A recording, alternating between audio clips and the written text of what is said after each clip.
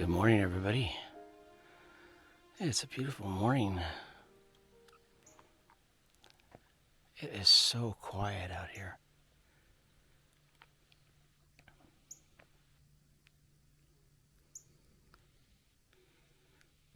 What a beautiful sky, too. Look at that.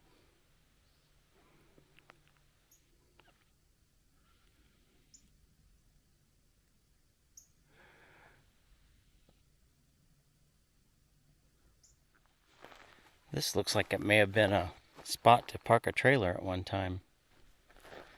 Notice there's a little outlet over here.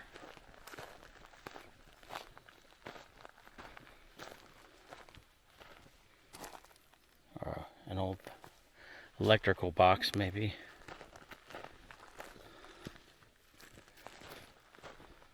Got water.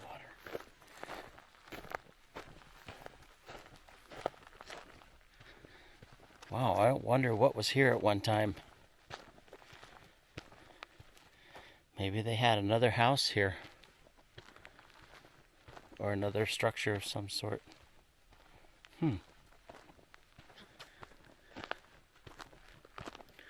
No markings or anything.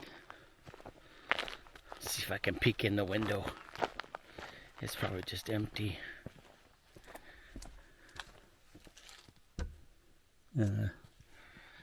Just old stuff. Maybe old furniture and things thrown in there.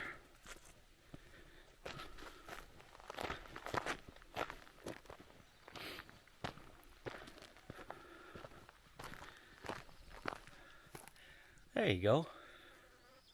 For reservations, call 1-877-444-6777 or go to www.recreation.gov.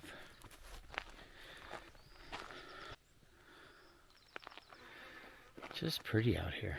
And so quiet today. Except for a few birds. Yeah, we're just packing up. I'm gonna head back.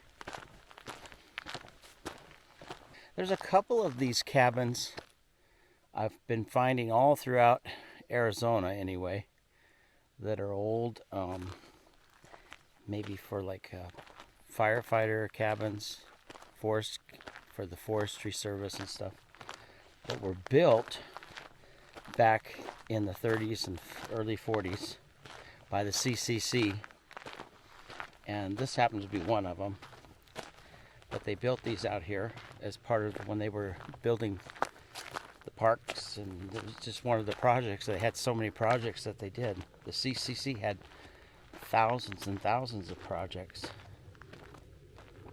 And they would come out here and just build this cabin as a place for the firefighters to stay during certain seasons of the year. That's just a fun, really nice little place. Big enough for, 4 or 6 people. I noticed though, inside there used to be a chimney inside. Well, there still is, but they've blocked it all off and they put the new wood burning stove in. That was probably one of the remodel things that they did. So the old chimney is all blocked off. And I believe in one time in the kitchen there was a wood burning stove when they built this place, but then when they remodeled it and upgraded it and modernized it, they took out the wood burning stove, left the other one and moved it over to the side there, but blocked off the chimney that they used for the wood burning stove and for the regular heating stove. Keep packing up.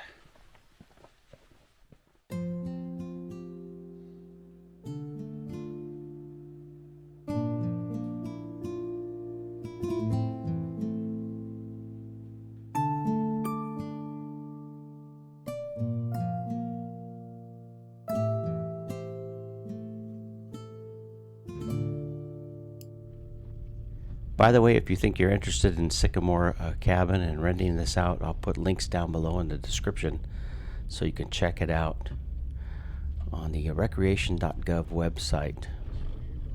It's $125 a night, but you can rent it out for several nights.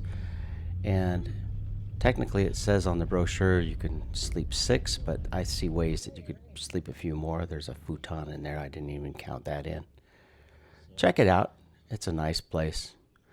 Right up here, this is the junction. This road that we're on, I don't think really has a name. We'll just call it Sycamore Cabin Road. But this junction right here is Dugas Road. If you turn right here and keep going down Dugas Road, it'll actually take you to the Verde River. But beware, you do need a 4x4. It's not the kind of road you want to take in a car. Trust me. Now, up to this point, the road wasn't too bad. But right up here, we're coming into Dugas, Arizona. I hope I'm saying that correct. I'll tell you a little bit about it as we get closer. This is actually right along Sycamore Creek. Dugas, Arizona. I learned that this is actually the geographic center of the state. If you look at a map and look at Dugas on the map, it's right smack dab in the middle of Arizona. Kind of cool. I never knew that. It's labeled a ghost town, but there are still people that live here. Years ago, this town was founded by Fred and Louis Dugas back in 1877. And at one time around the turn of the century, they had a small population of people. They had a schoolhouse, post office. The river ran most of the year round. It was a stable water source, although sometimes, like this year, it's kind of a dry year, so the river doesn't always run, especially during the dry seasons. By 1925, the population in the area started to dwindle off between 1925 and 1935. Eventually, they closed down the post office and the school. But it's still a private residence out here, and people live out here. You are welcome to take pictures. They don't want people poking around, though, in the buildings and stuff. There are a lot of old historic buildings in the area, and you're welcome to stop and take pictures of them. Little Sycamore Creek, that's the area we were just in. It's real pretty through there. Now, if you continue, especially like right here at this cattle guard, this is Dispersed camping area on the Prescott National Forest. And in just a moment, I'm going to show you some areas along here where you can camp. Every once in a while, if you look off to the side, you'll see some forest roads that cut off. And you're welcome to use those as camping areas, although some of them are not quite as nice as what you're going to see in just a moment.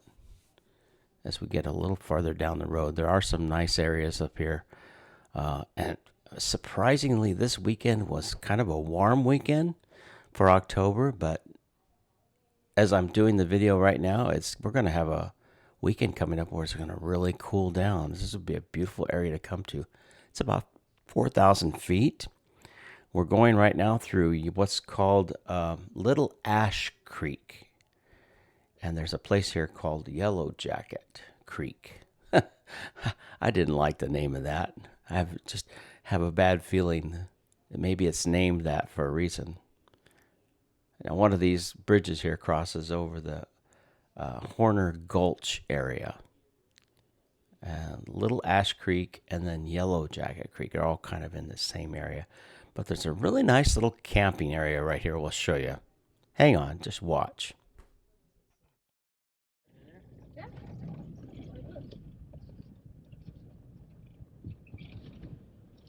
What does that say?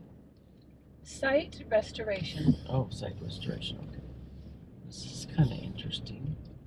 It almost looks like an actual campsite. Well, yeah, I think it probably is.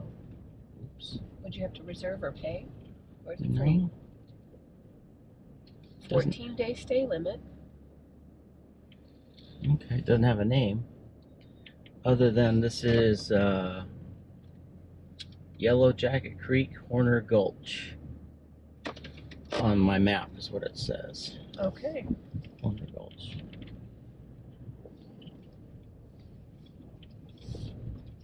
See if we could get back here with the motorhome. So far, yes. Not too bad. It's that washboard road you'd have to contend with, but Like room for a trailer. That's cool.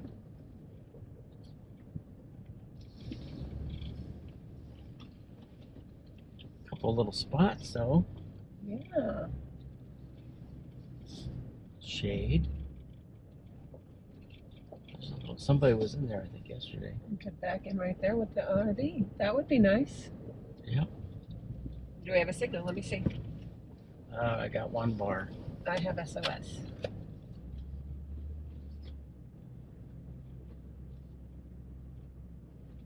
So this is Horner Gulch. I only saw 2 spots. 2 spots, yeah. That one over there had maybe a room for another rig. Okay, so maybe 3 spots. Well, if you had like somebody with you, you could probably park them in there. Okay, good. Just squeeze in. But if there's 2 of you and there's nobody here, it'd be great. 2 or 3, if you got here. It's just how far is it to the road?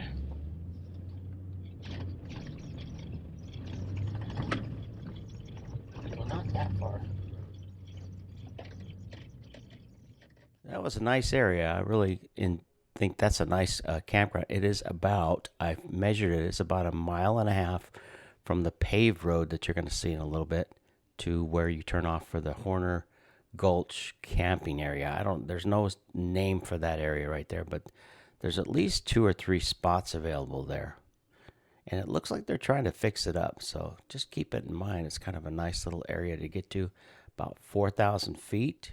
Certain times of the year, it'll be just beautiful through there. Lots of trees down in the creek area there. I thought that was really nice. And of course, if you look off to the side, like right there off to the side, you can see some areas that you can pull off. And this is all Prescott National Forest, so you're welcome to pull off, get down the road a little bit and pull off and camp. 14-day stay limit since you're in the Prescott National Forest, by the way. No fees. Just pack it in, pack it out. Make sure you bring your own water. There's no hookups anywhere. And as for the cabin, they do allow RVs out there. But there's no hookups that I could see, places where you could plug in your RV. Nothing that I could see. You could always check and ask on that. It'd be dry camping then at the cabin. As you get closer to where this is, I'm trying to follow my map here while I'm doing this. Is a little area right here where you will see some people pulled off doing some dispersed camping. There's a nice little area right there off to the right, which would be to the north side of Dugas Road. And there's another area to the south of the road there. You see the trailer over there on the side. Somebody had pulled a trailer in there and parked it, and then I guess they're going to be camping there.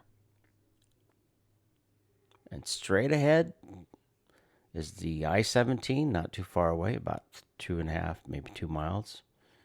And those are the mountains by Prescott. You're not too far from Cordis Junction, Cordis Lakes. If you come up I-17, I'll show you all this at the end of the video so you can kind of see where you're at out here. The road really isn't too bad. It's a little washboardy in areas, if you don't mind that. But otherwise, the road is pretty nice.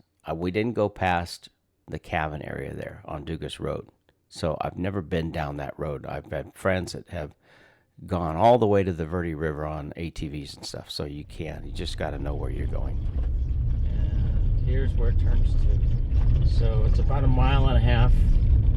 We're 1.5 miles from where the Horner Gulch campground area was. So 1.5 miles of dirt road until you get to the blacktop again. There's a couple little spots here. It looks like I'm going to pull off. See off to the side there. That road doesn't look too bad. I think we're all kind of in the... A fun stay though. Hey, safe travels wherever you're going this time of year. Hope you enjoyed this video. Maybe check this place out. It's really nice out here. You could either check the cabin or do some dispersed camping. And as always, if you like this video, please give it a thumbs up. That certainly helps. Thank you. And subscribe. And catch you on the next video. Stay tuned at the end of this. I'll show you how to get there and more information. Have a great day, everybody. Catch you later. Bye. Dave here. I'm going to show you how to find Sycamore Cabin and Dugas, Arizona. And I got it set right now smack dab in the middle here. And if you're coming from Phoenix, you're going to come up I-17. If you're coming down from Flagstaff, you're going to come south on I-17. But you're kind of in the area what's called Cordis Lakes, which is along the freeway here. There's a cutoff here that goes over to Mayer, Prescott Valley. Oops, you don't want to go that way. You want to go just north of Cordis Lakes, and there's a turnoff right about in here. Let me zoom in so you can kind of see. I'll do it slowly. There's a little place here called Arco Sante, which is interesting. You ever get a chance in that area, check it out. But keep zooming in. There's Sycamore Cabin right over there. And here's Sycamore. There's Dugas, kind of right there. It's not going to be labeled on the map, though, interestingly enough. So let me go over a little bit. There's a turnoff right here on I-17, Dugas Road. You're going to take Dugas Road off I-17, and then you're going to go east on Dugas Road. And just keep going. At some point in here, let me switch to satellite so you can see. At one point in here, it's going to turn from a paved road to dirt road. And here's where some of the dispersed camping areas that I was showing you. These are all pretty close to the freeway. I believe this is already turned into, oops, hang on. There we go. You can see it's turned into dirt road. And if you look at Google Maps, it even shows you people camping over there, right? So that's how I kind of knew, oh, okay, this must be dispersed camping area. Let me zoom out. So just take Dugas Road and around. And when you look at, interesting though, when you look at this map, you don't see anybody camping in there. It's different times when they take the pictures and stuff, I guess. But this, somewhere in here is where it turns from private land to just Prescott National Forest land. And there's even some spots here where the roads go off. So any of, like this 9650R, that is technically a forest road, but it doesn't look like the kind of road you want to take your car on. Although right here, I think this might actually be the forest road. There's a little dispersed camping area there, a little dispersed camping area. You see what I mean? There's lots of little areas back here that you can pull off and camp on. Here is the Horner Gulch, Little Ash Creek, Yellow Jacket. I don't know. There's no name for it. This is listed as Horner Gulch, Little Ash Creek, and Yellow Jacket Creek, all in the same area. And right here where this turnoff is about 1.5 miles from the pavement, where the pavement ends. So from this point back down the road where the pavement stopped, that's about how far it is, 1.5 miles. And the road isn't too bad. It's a little washboardy, but if you take it slow and easy. Look at this. This is kind of cool. It's a little hidden camping spot back here. And if you get your trailer or motorhome back in here, cabana or whatever, there's enough spots here. I'm going to say if you had somebody with you, you could probably put 2 here and 2 here. And maybe even squeeze somebody here in the middle if they wanted to kind of squeeze in. But it's not really like a designated camp spot, although it looks like they've been fixing it up because there's that sign right out there as you go in. So if you stay on Dugas Road and just keep going down Dugas Road, you'll eventually run into, keep going here. This is Dugas right here. This little Sycamore Creek area right here. This is where you went through the historic town. And this at one time was a ranch, private ranch, post office, boarding houses, a little one-room schoolhouse back in the turn of the century, but eventually closed it all down. And Dugas Road stays right here, and then there's a junction right here. There's even a little sign when you get right here where it'll say Sycamore Cabin, and then you just take that road down to the cabin right there. There's Sycamore Cabin. Voila, see? So from the freeway to Sycamore Cabin, I'm going to say it's probably about 8 or 9 miles. I know there's a sign out there that gives you exactly how far it is, but figure about 9 miles from the freeway to the cabin. If you really want to be adventurous and you've got 4-wheel drive or off-road vehicles or things like that, or a Jeep, Tundra, Tacoma, Ford, whatever, one of those high-profile 4x4 vehicles, take it and go down this road and check it out, because it does go on and on. I'm not sure which one of these is still Dugas Road. There it is. But if you take this and just keep going, you're going to wind up over here in the Verde River. And that would be a neat video for somebody. I'm sure there's somebody that's done it and done a video, because there's like along the Verde River over here, there are, oh, there's the Pine Mountain Wilderness. You can do some hiking out here. But there's a place out here where they have like little hot tubs along the Verde River. Let's see while I'm on here. There's little dispersed camping areas. But getting to this area, boy, oh boy, don't bring a car. Trust me, trust me, trust me. You'll be so sorry if you try to do this in a car. Because this is a rugged area, really rugged area, and you don't want to break down along this road, have a flat tire, because I'm not sure how often some of these roads are traveled. But if you have a reliable 4x4 and you want to do some exploring, ATVs, you're with some people, so you're not alone, it's worth it to come out here and check this out. It's beautiful country out here. This is the Pine Mountain Wilderness area, and it's just a nice. I've had friends that come out here and they go to the Verde River, and it's probably about 30 to 35 miles from the turnoff to the river. And that's some rugged land, but it's definitely worth it. So, hope you enjoyed this video, everybody. Catch you on the next video. Have a great day. Bye.